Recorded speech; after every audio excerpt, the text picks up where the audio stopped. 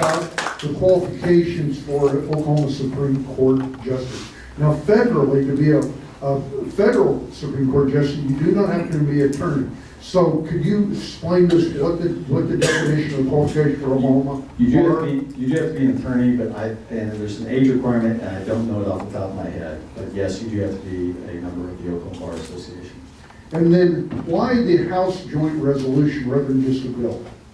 Well, a couple of things. We talked about doing it as a bill, and there was an attempt a couple of years ago to do that. But the problem with that is, we thought about a bill just to strip out the Bar Association direct appointees to this commission. Okay? Problem is, that will get challenged in court, no question. I mean, the opposition will definitely challenge it. And who's going to rule on that? It wouldn't be me or anybody else in this room. It would be that same state Supreme Court that I think is so unfair and is just literally pulled stuff out of their ear to rule the wrong way. So I don't trust them. But the vote of the people, I think even they would not have the cheek to say, okay, well, no, we're not going to have elections. I think that even they would balk at doing that. So that's why you have to change the state's constitution, which requires a vote of the people. See, this is why I asked that question, because if you didn't ask that question, you wonder, why don't they just run a House bill through there? That's some of what I'm going to consider the shenanigans that could go on at the House of Representatives and or the legal system. So you get somebody that is like a legal scholar or very knowledgeable about the way the rules operate at the House. This is why experience does help as being a legislator. It does help. Okay. We got two questions on coming up. So number one, in your name. My name's Jim. Kevin, does your resolution detail the mechanism for bringing the present members of the Supreme Court to Yes. the The elected way, the way it's drafted right now, it says, starting in 2018, every single one of them has to be up for election. If some court rules, well, you gotta let them finish out the term, for instance, some of them will be, well, assuming they're retained, right? Assuming they don't get voted on retention ballot. And let me address that retention ballot. You'll hear, oh, we do elect them. You can unelect them for retention ballot. Retention ballot is a joke. It's as much of a joke as the old Communist Party elections where, like Communist Russia and China where, yeah, they allow opposition parties, but the Communist Party wins 99% every time. It's a joke. It's never had a non-retained judge in Oklahoma. And in all the states that do it, in U.S. history, only 5 judges have ever not been retained. That's a joke. So, if a court rules, though, that assuming they're retained, they get to fill out their term, I have a clause in there called the severability clause that would take that little portion and say that doesn't invalidate the rest of it. So if that occurs, then the people that would have been retained this next year would be able to, they would be up for election in 2020. Question. My name is Ken. Again. Thanks for coming. I'm coming, Representative Calvey. Appreciate you coming here and telling us about this. I think it's so important for our state. And you mentioned about that 6 of them of that JNC are nominated by the Bar Association Directly. Yes. What about the other? Is there 9 more? Yes. Okay. Of the others, the governor has 6 appointees. However, the governor's appointees are at a disadvantage, and one of them can't be lawyers or related to a lawyer. No offense to non-lawyers, but when you get lawyers in the room talking about legal issues and the legal system, non-lawyers are at a huge disadvantage. It would be like if I was going into a medical consultation, the doctors were all talking all that Greek stuff and all that, and I'd be at a disadvantage, right? So, and then the other thing that weakens the governor's position here is that the governor can only appoint 3 people from one party. So effectively, the governor has to appoint 3 Democrats. So what often happens is the 6 bar appointees and 3 Democrats team up with each other and get their way. The Speaker of the House has 1 appointee, the pro tem, the Senate has 1 appointee, and then the 15th member is chosen by a majority of the other members. So it often ends up being, like 10 to 5. Question. Your name? Hi, I'm Mike. Kevin, if a couple of things. The first, if it's going to be constitutional, then why would you need the severability clause? Because that's usually in the statutes. And how can the court rule when you're actually changing the Constitution? It's a good question.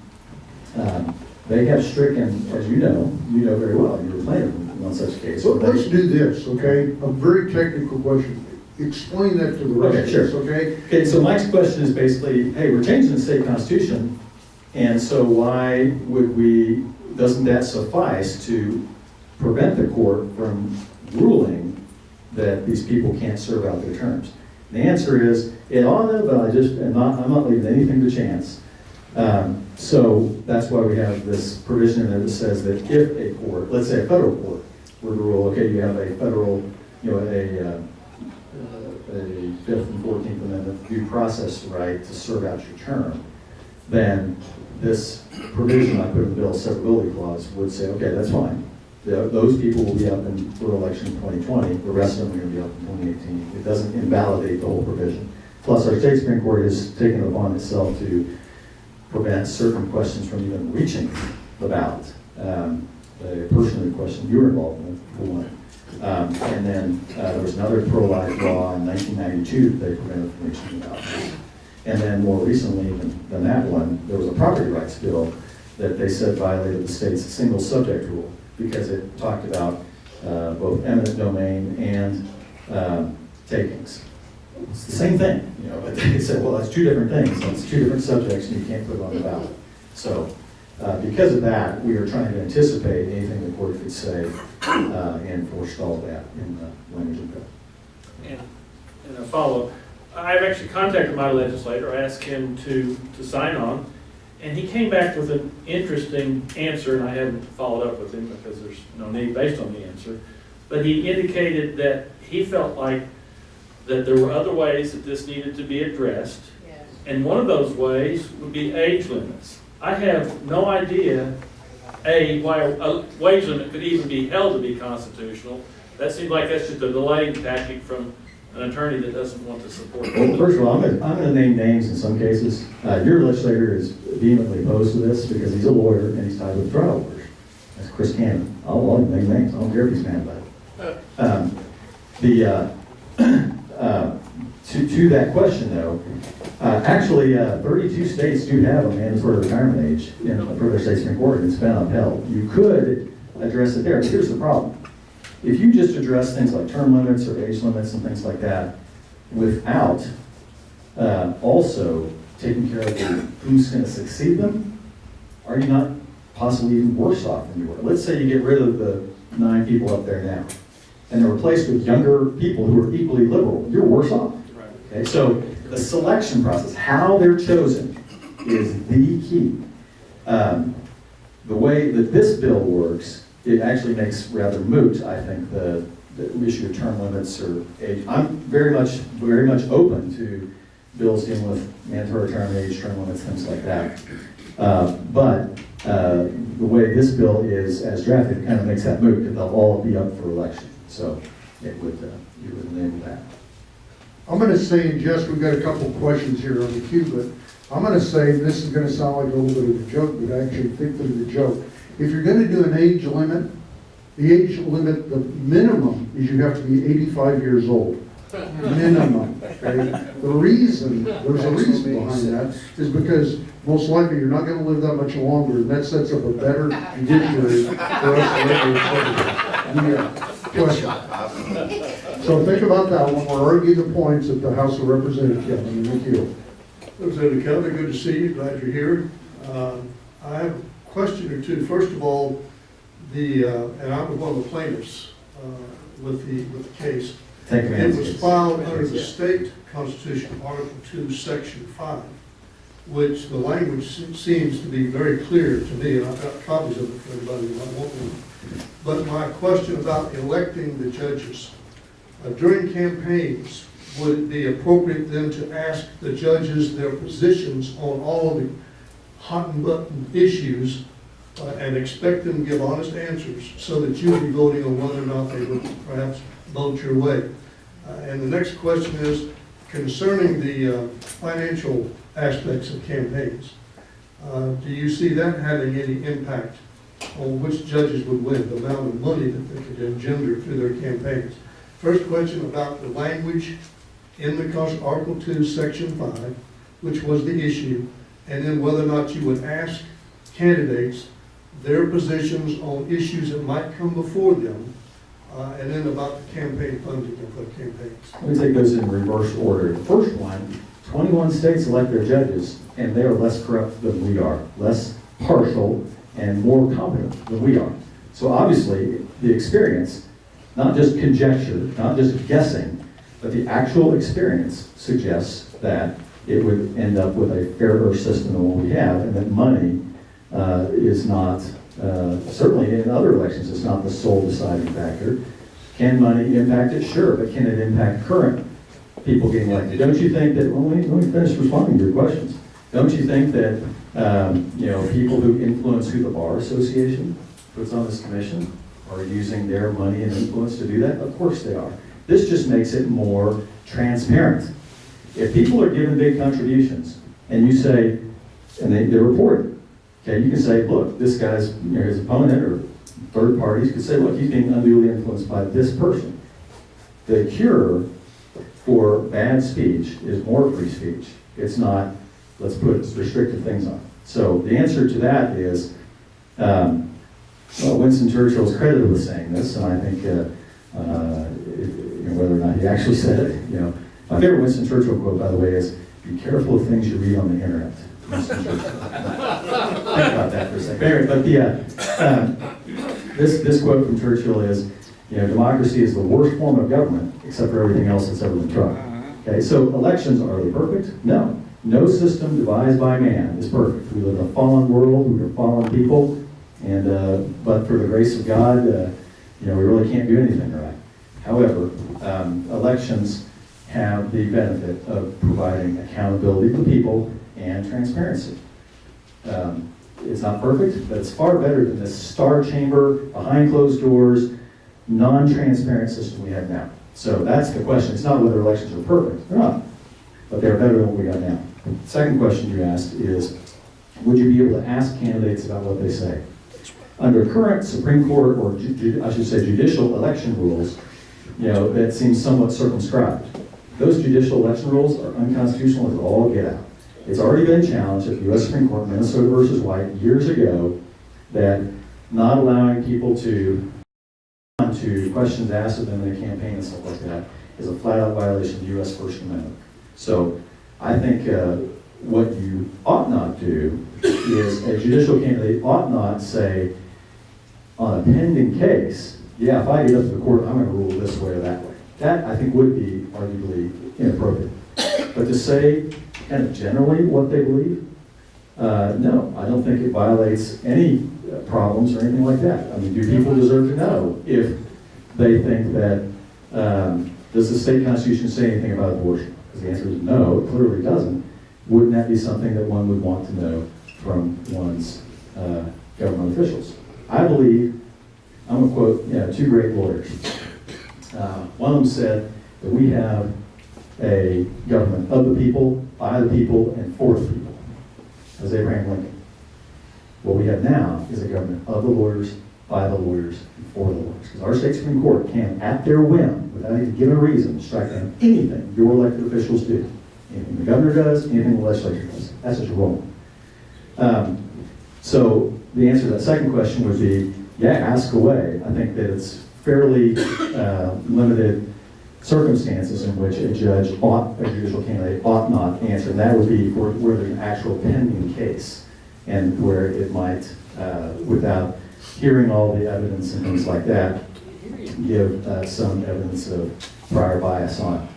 The third question is, I can answer it by, your first question rather, was the language in the section of the Constitution upon which the state Supreme Court based its Ten Commandments rule.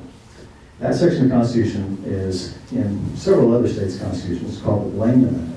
It's passed by James G. Blaine, U.S. Senator from Maine, who was the failed Republican nominee for president in the 1880s sometime. He was a racist, or I should say a religious bigot. He hated Catholics. Okay? I'm Catholic. So to me, it is personally offensive that these Blaine amendments are on the books. It was intended to try to prevent Catholics from having Catholic schools, Catholic hospitals, things like that. It's a bigoted provision. So when the Supreme Court first ruled on that, that's the first thing I called on. Why would you dust off an unused, bigoted provision of our state constitution to get your political will. They didn't like hearing that, by the way. But it's bigoted, and you should be ashamed of yourself for bringing the case. But the second thing is, prior state Supreme Courts had basically interpreted that provision of the Constitution to be kind of a nullity, no more than what the federal First Amendment requires. And the federal First Amendment jurisprudence clearly says you can have, under certain circumstances, a public expression of something that, does indeed, in some contexts, have a faith meaning if there are other meanings to it. That's why Texas has a Ten Commandments monument on its Capitol grounds, and that's why the U.S. Supreme Court has the Ten Commandments in a bas-relief, I believe it is, on their own building in Washington, D.C. So I would say that the court chose to rule the wrong way, basically overturning prior state Supreme Court decisions and going against what the federal Constitution suggests is appropriate in those circumstances. Follow up? Hold on. Are you done? Okay. Let's do this and then come back. Yes.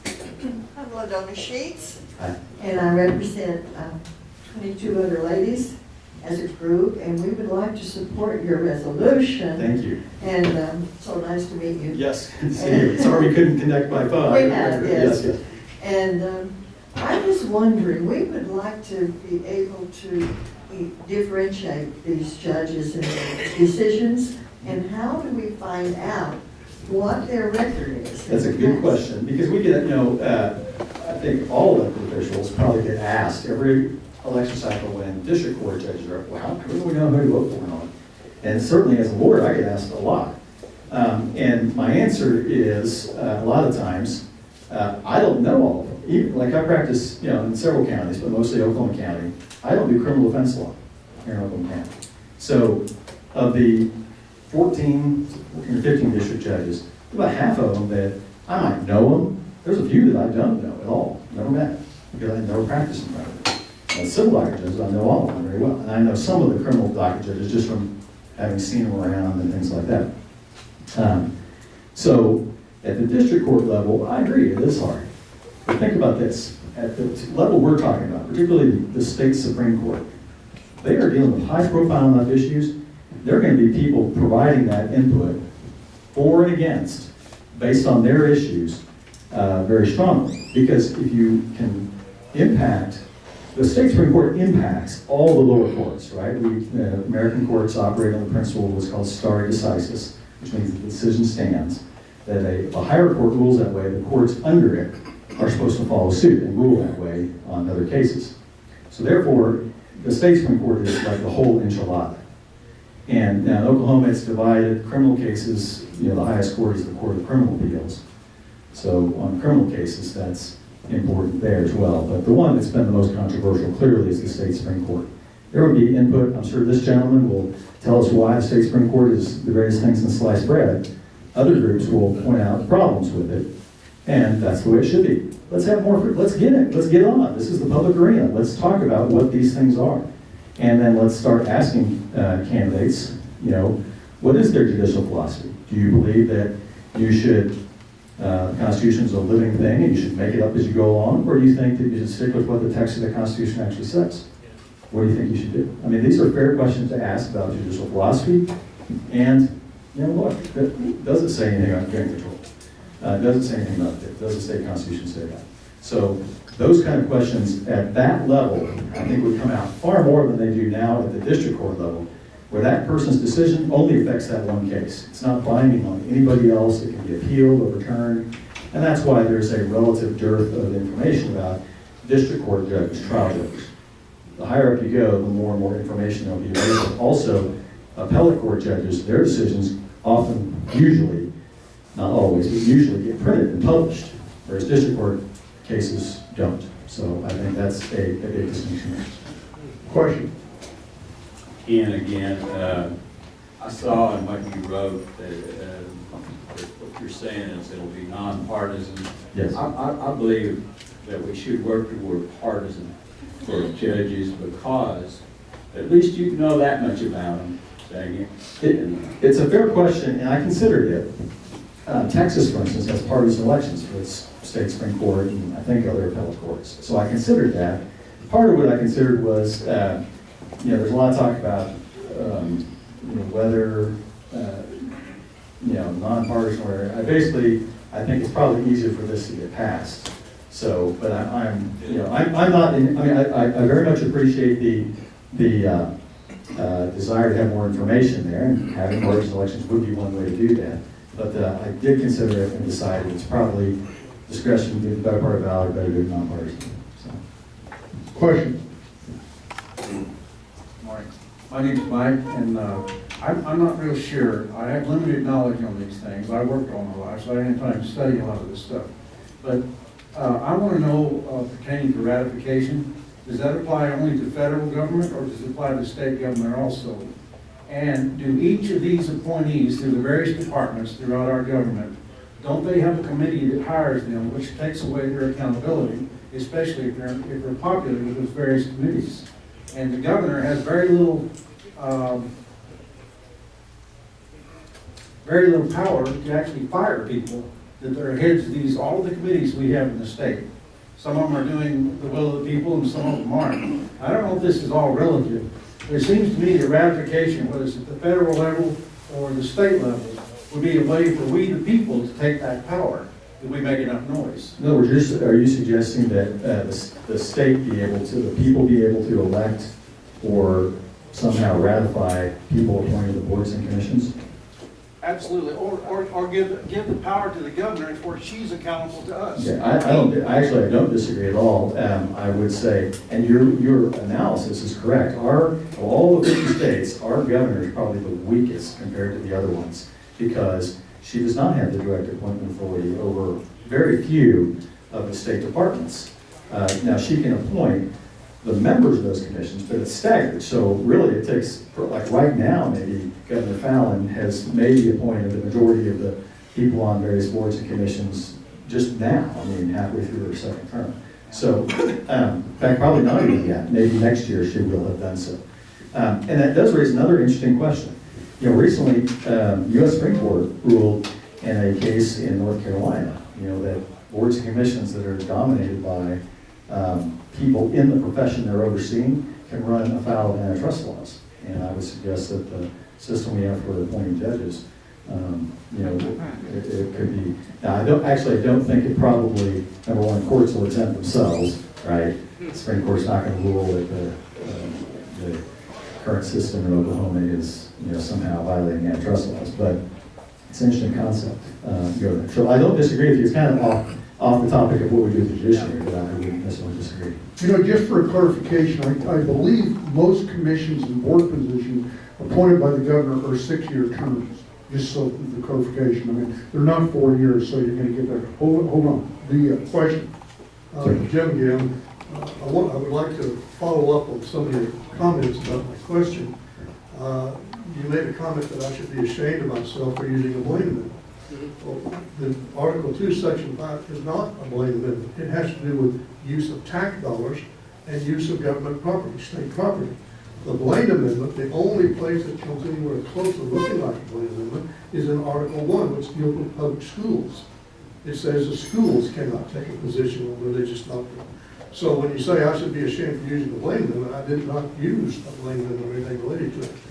Secondly, the Article 2, Section 5, which we decided to file it under, if you don't change that, what difference does it make if you elect a Republican-leaning or a Democratic-leaning judge who is looking at the language in the Constitution?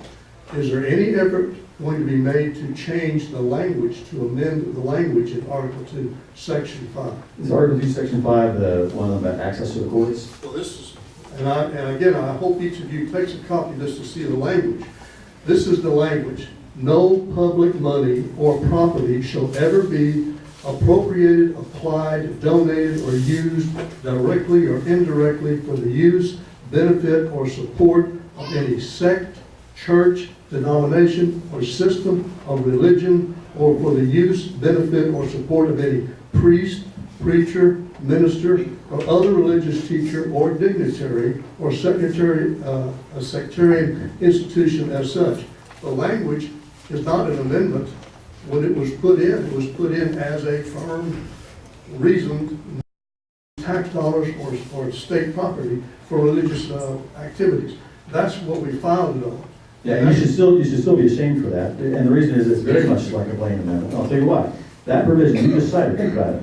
It singles out religion for disfavor, does it not? It does. What it doesn't say, you can't use public tax dollars for any philosophical belief. You can't use public tax dollars for a non-religious belief. It singles out religion for discrimination and disfavor. I believe that provision that you just cited violates the federal Constitution. But, be it as it may, yes, you should be ashamed for being so bigoted. Yes, sir, I do. I think you're a bigot, and I think that you should be ashamed of that. Okay, no, let's don't do that, okay. Follow-up question, and then we're moving on to other questions. Again, the only place that comes close to being anything that appeared to James G. Blaine's language, which never went anywhere, it didn't get accepted or passed, but when it speaks about education and the use of the schools for any type of religious propagandizing, that's in Article 1, Section 1. And when you say this violates the federal Constitution, are you saying it in which way? Okay, let me give you a direct analogy. A few years ago, the state legislature put on the ballot, and the people passed by an overwhelming majority a provision that said that no court shall recognize Sharia law. Okay? The CARE, Council on Islamic Relations, challenged that, and your group may have even been part of that lawsuit. I don't care. And they're a terrorist front group. Well, that's a topic for a different deal and all that. I don't believe that of all Muslims, by the way, but I do believe with CARE. So they challenged that, and they won at the federal court level under this grounds that law singled out a religious belief for disfavor. Okay. Now there was an effort later to simply say we're not going to recognize foreign law and all that. And I can't remember, I kind of lost track of where they went after that. But by the same token, if you are citing a provision that singles out religion as a whole for disfavor, you are violating the Constitution just as much, if not more so, than that provision that singled out Sharia law. Absolutely, it does. You can't single out religion for disfavor. That's to say that those of us who believe in God and practice the faith, whether that be Christianity, Judaism, Islam, Buddhism, Hinduism, whatever, that we are second-class citizens. That's what that provision you cited does, and that's why you should be ashamed of it, sir. Question. Hold on, question. I'm Jerome. Thank you, Representative Calvey, for all you do for liberty and freedom. My question to you, sir, is of the, if HJR 1037 passes, which is your main bill, and I'm certainly for it, and having a lot of people push it too. But anyway, if it should pass, will this neutralize or will this fix the problem of the 6 people that are nominated by the JNC? Will this fix the problem, or will this be a certain step to basically fix the problem? First of all, let me make it clear. HJR 1037 passes legislature. It just puts it before a vote of the people. Assuming the people were to vote for it, and I'm very confident, by the way, if the people got a chance to vote for it, it would pass overwhelmingly.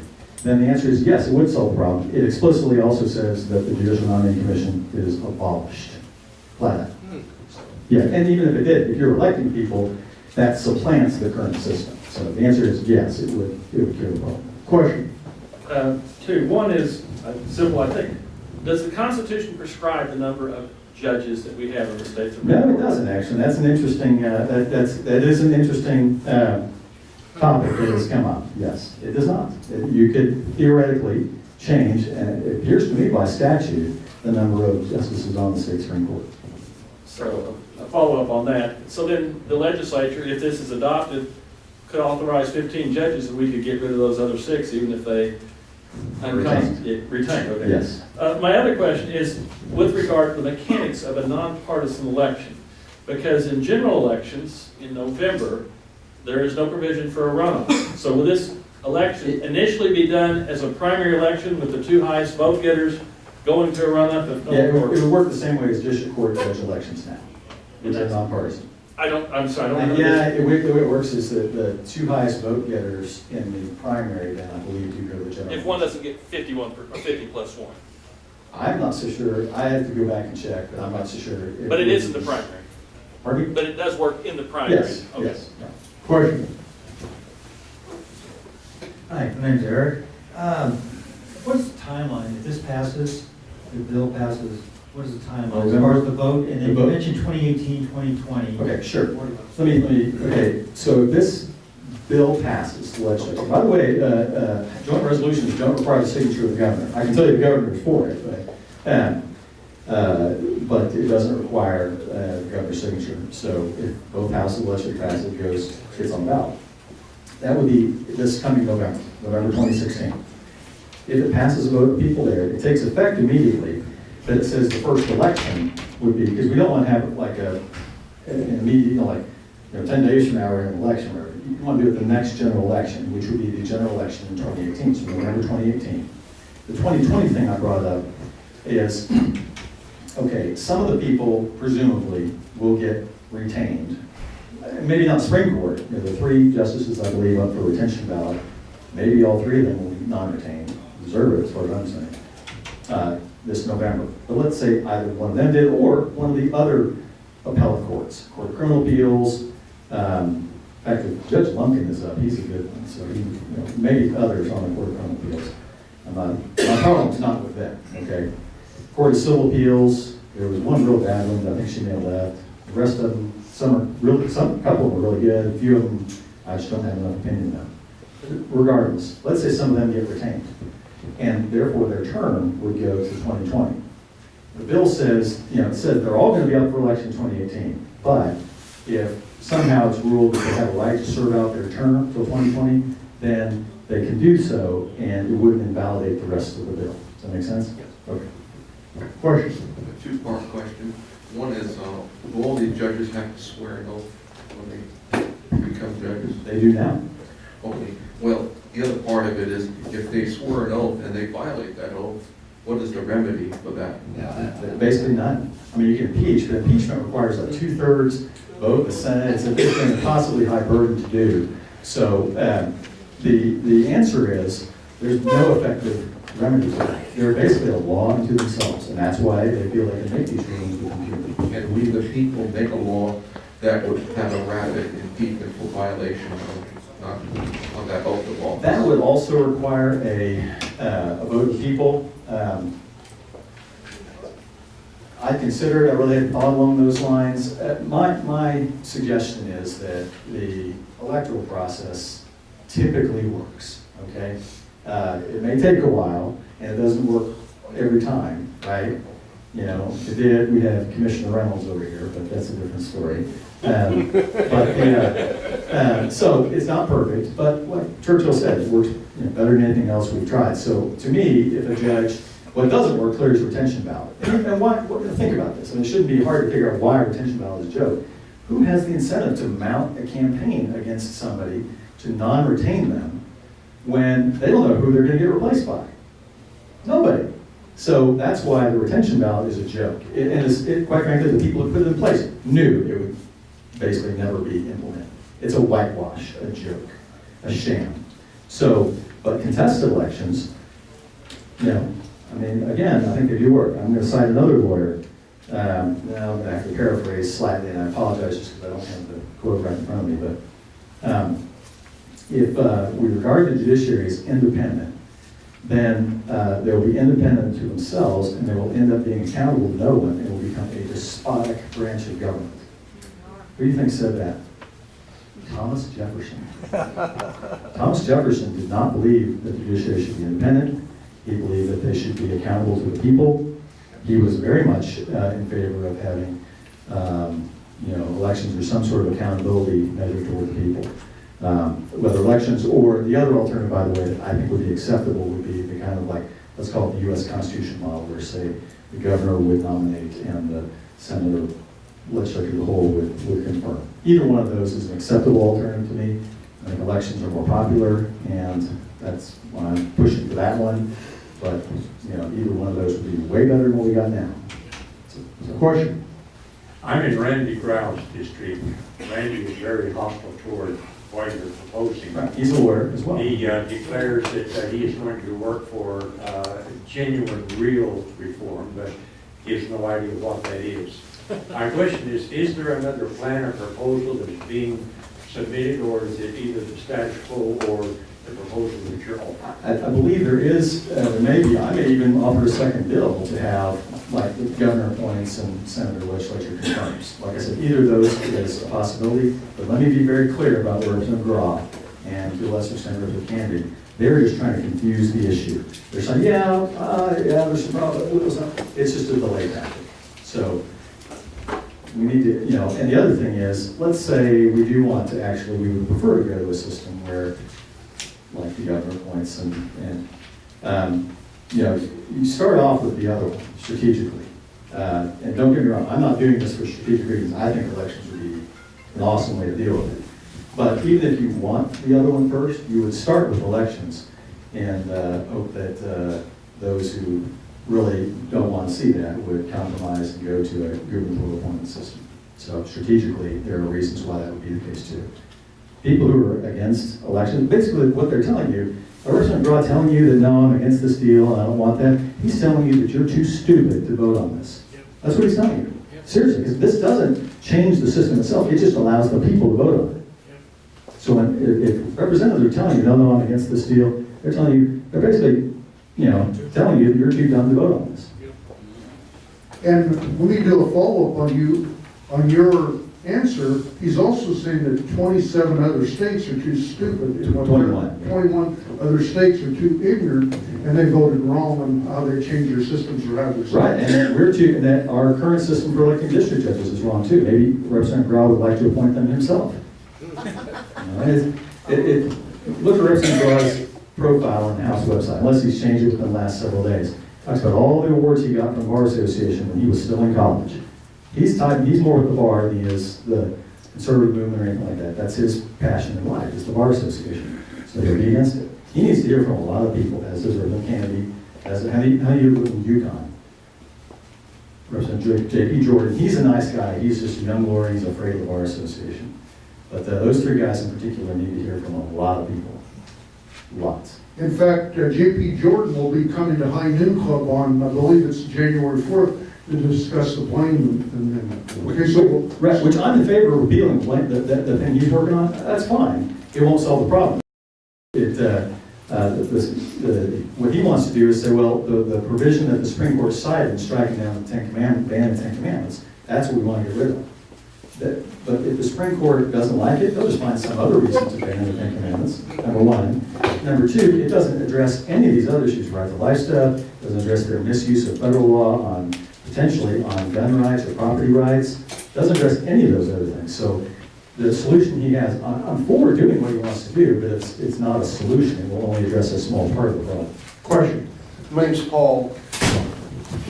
After all is said and done, is anything going to be done to revoke the wording of Article 2, Section 5 that he brought up? Well, that's what Representative Jordan's provision would do. It would do that? It will allow people to vote on it, yes. Okay, that's all I wanted, because that's got to go first. Well, no, actually, well, first of all, I agree, I mean, that we should get rid of that provision, don't get me wrong. But like I mentioned just a moment ago, that won't solve the problem of our courts. True. So really, the problem is we got a bad judicial selection system. That's the problem. Like that provision the Supreme Court cited, it hadn't been used for 30 years or some crazy deal. Like I don't remember how long, but it was a nullity. It was just a dead weight on our state constitution until they dusted it off to get what they wanted. So yes, we do need to get rid of it. But I mean, there's other stupid things in our state constitution. They have a flashpoint of kerosene that's set in the state constitution. You know that? Crazy. Flashpoint, whatever degrees Fahrenheit it will be and all that. There's a lot of dead weight in our Constitution. But they chose to do that one because they wanted a liberal result, and that was their hook to be able to do it. So, yes, we should get rid of it, but it won't solve the problem. You know, Kevin, it's very, I'm sorry, let's get this review of the question. Yes, Warren Evers. I'm sorry. Anyway, wasn't this provision about retain or not retain a thing that was pushed by Earl Smead when he was at AMLU Law School? When they had the so-called reform, Because at the time, he was obviously preposterous, and then nobody would ever be thrown out. I couldn't swear to it being Earl Sneed. It was part of that sham reform that came in that created the current judicial selection system. Well, I think Earl Sneed was, He may well have been. fine man, but I think he was dead wrong on that. Yeah. Thank you. I am actually glad that you brought up this prejudice on this part of the Constitution, because, let me kind of say it this way. During the rally, the marriage and anti-abortion rally at the Capitol, Congressman Bridenstine brought this similar type thing up at the rally. And what he asked, I can't remember who he asked this to, but I believe it was some U.S. Supreme Court justice in some place that he attended or whatever, and asked the same question that you proposed about the bigotry and the prejudice against that. And here's what was said. Nobody ever asked that question. Nobody ever asked that question. So what I'm saying, or I would suggest, we need to have a case where we do ask this question to show this bias and prejudice against our religious privilege. There's a group called the Banquet Fund for Religious Liberty, and they've been trying for years. We tried back when I was in the military before to get a test case up that would do this, but weren't able to successfully do it. But yeah, I think if it were challenged at the U.S. Supreme Court level, it'll be stricken out. Well, I say that, but then again, I didn't think they were going to rule it. Gay marriage had to be imposed on the rest of the country. So your guess is as good as mine anymore on the U.S. Supreme Court, or rather arbitrary. Question. Jim, again, to respond to the argument that the language that I cited was in some way biased towards religion. That applies Against religion. Yeah, against religion. That applies to all faiths, not just Christianity. So if you get rid of it, are you going to propose language that allows all faiths to have the same opportunity to participate within government dollars or government land? Is that what you think Representative Jordan may be looking at for his? No, what I think is that provision singles out faith, not one's philosophical beliefs or one's agnostic beliefs, where it singles out religious faith for discrimination. That's why I think you should be ashamed for having pushed that. And just because my faith teaches me I'm supposed to be a Christian all the time. I fail. So, let me be very clear about that. Do not seek me as a model for what Christian behavior should be. I'm trying, but I'm not perfect, okay, by any means. I'm a sinner. However, I'm taught that I don't hang my religion like a cloak or a hat when I come in the door of the public arena. I'm a Christian there too. I have a crucifix. I have a painting of the Virgin Mary in my office. If you read that state Supreme Court's opinion strictly, I'm in violation of law because I'm using my wall in my office at the state capitol to depict something religious. So now I'd like to see them try to come and get it, but nonetheless, they're very selective about how they enforce it. You know that there's a painting. It's actually, I think, kind of a nice painting in the first floor of the Capitol that shows a Native American gentleman sitting cross-legged praying. He's heads up like this here and all that. Am I offended by that? No. I'm not. Why would I be offended by that? And yet, if you read that decision strictly, that ought to be yanked out of the Capitol. It's been there for 20 years or more. So it's the selective enforcement of that that A, is the problem, and B, the fact that the very text of that law singles out religious belief for discrimination, not people who don't believe in God or don't believe in any religion. They're totally fine. They're first-class citizens. Under that provision, the rest of us, Christians, Jews, Muslims, Buddhists, Hindus, everybody else, are second-class citizens. That's why it's wrong. One more question. We got a couple more. I've got two questions, and I'll ask the second one, depending on how you answer the first one. Do the judges here in this state have the final say-so based on the Constitution, or do the legislators do? Judges. The state Supreme Court. State Supreme Court strikes down all kinds of law. By the way, the state Supreme Court didn't. Can they change law? Yeah, they do all the time. They do all the time. Yeah, what they do is... Legally, can they change law? Can they tell you They have that your to- law they- is unconstitutional, you gotta change it? They don't make laws. Do you guys make laws, or do the judges make laws? In theory, No. I want to know by the Constitution, who makes the law in this state? and by state constitution, the legislature makes a law with input from the governor, obviously, the veto power. and such. Yes. Do the judges render opinions? Yes. Okay, so they don't tell you that you have to do this. If you guys are the ones that decide if it is constitutional or not, you guys can make the laws. Why are you letting the judges have the final word? And we're talking about the Ten Commandments. Who authorized removing the Ten Commandments? The state Supreme Court, Who authorized it in the government? the state Supreme Court, Who authorized it in the government, legislative or executive branch? the judicial branch. Okay. No, they did. It was a direct order. It was not like, yeah, They- you can't do it. You It just was, told me that you guys make law, that you guys are, where in the Constitution says that the judicial branch has the final word? The U.S. Constitution doesn't say that. you're right. This goes to a question of judicial review. And when I cited what Jefferson was saying, in other words, basically I agree with you.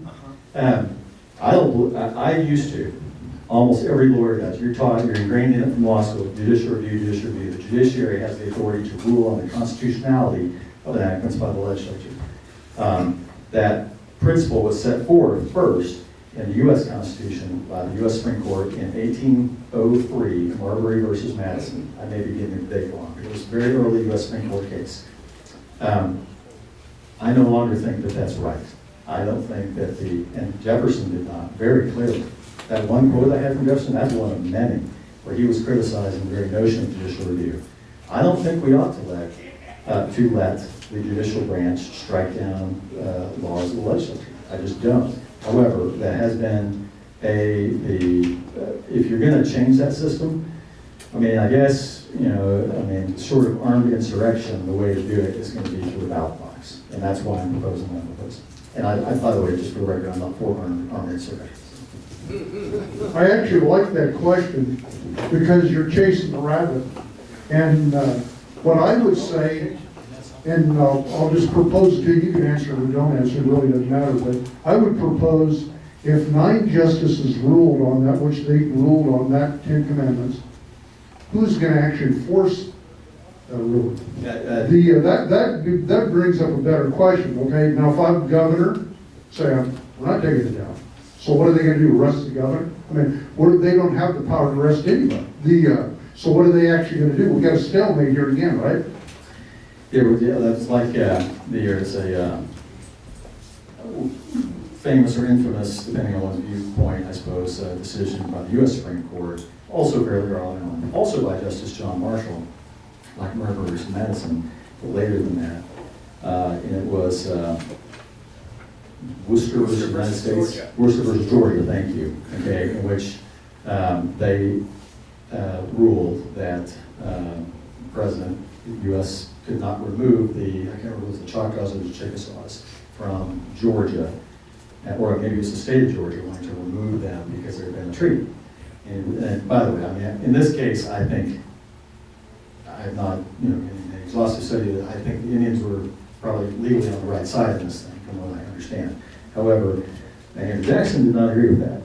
And he did, his infamous quote was, well, Justice John Marshall's made this decision, now let him enforce it. So, it brings up this question of nullification and all that. I'm not going to wade into a lot of the details on that because it's not, my focus is not that.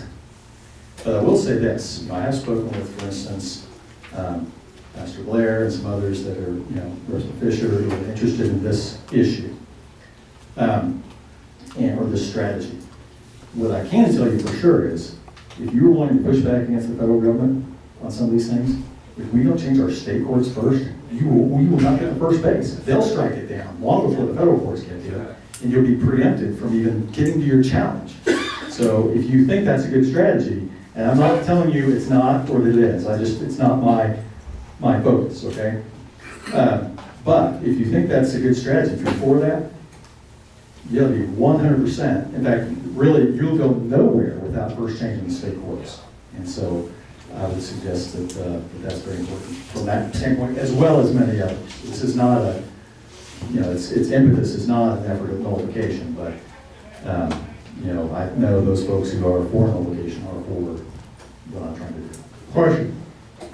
Yeah, I am Bob. I'm Bob. You won't let me do that. Should we should we be worried about the Christmas tree that's in front of the Capitol? Yes, sure, I mean, it's the same principle, right? I mean, just because this gentleman has chosen not to sue on that one, doesn't mean that somebody couldn't and get that stricken down. Here, I got a question for you. You know, these satanic worshipers have said they've got a permit now, right before Christmas Eve Mass at St. Joseph's Old Cathedral and all that, to commit a desecration, you know, something that's extremely offensive to, particularly as Catholics, but, you know, since Mary is the Mother of Jesus, ought to be offensive to all Christians. And all people of goodwill. I mean, it's deliberately provocative act. And that's okay, but when Christians try to put the Ten Commandments, you know, just in display on the state capitol, that's not okay. Again, it's this double standard, you know, of where, and the state Supreme Court, they haven't ruled on that issue, and I don't know if they would, but, you know, they set the tone for the whole kind of legal system and the whole legal profession. And when they're engaging in that kind of discrimination like they did in this case, doesn't that kind of set the tone? Doesn't it kind of say it's open season on Christians? I think it does. And I think that's where we're at in our society. Okay, Finance Club, we're kind of done, okay? Kevin, thank you so much for coming.